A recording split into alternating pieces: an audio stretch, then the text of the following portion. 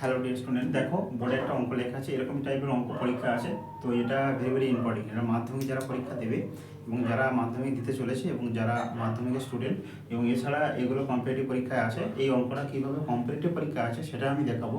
এছাড়া যারা মাধ্যমিক দেবে তাদের জন্য এটা কীভাবে ইম্পর্টেন্ট, ভেরি ভেরি ইম্পর্টেন্ট। দেখো, এটাকে বলতে পারে থিটা অবনয়ন করো, আর বলতে পারে এখান থেকে কি করতে পারে, এখান থেকে বলতে পারে এর মানটা সরলতম মান নির্ণয় করো।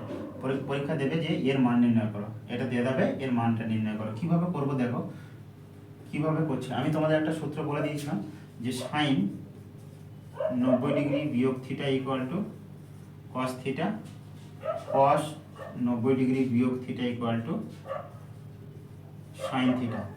এর কীভাবে অ্যাপ্লাই হচ্ছে সেটা তোমরা দেখে নাও। আমি তোমাদের যে সূত্রের ক্লাসটা করেছি সেই ক্লাসটা তোমরা ব্যাকে গিয়ে দেখে নেবে কীভাবে হচ্ছে। দেখো চলো, cos square 36 degree plus cos square 54 degree. আচ্ছা, এই যদি 36টাকে আমরা লিখতে পারি 90 ডিগ্রি বিয়োগ 54, না? এটা করলে বিয়োগ করলে কত হয়? 6। আর এখানে যদি 1 6 6 থেকে 3 36 ডিগ্রি, না? এটাকে এইভাবে লেখা যায় তো?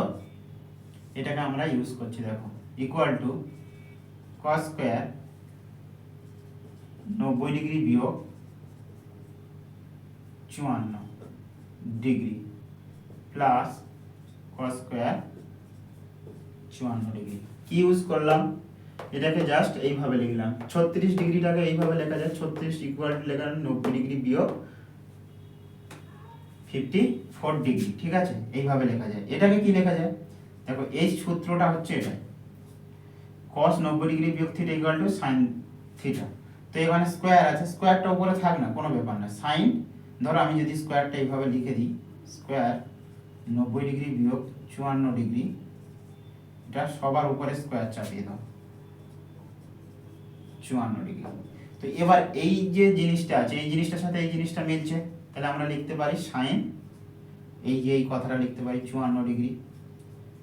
তাই তার উপরে স্কোয়ার ছিল, এই স্কোয়ারটা চেপে গেল, কস স্কোয়ার 54 ডিগ্রি হয়ে গেল কত?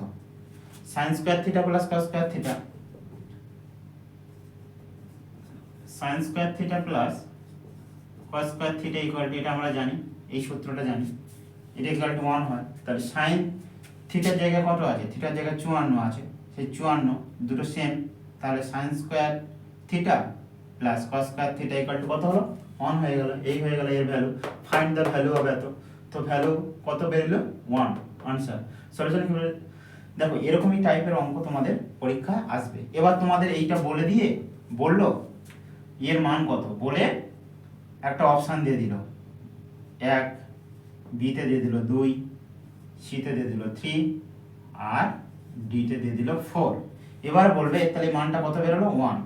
এই হয়ে গেল এটার রাইট অ্যান্সার।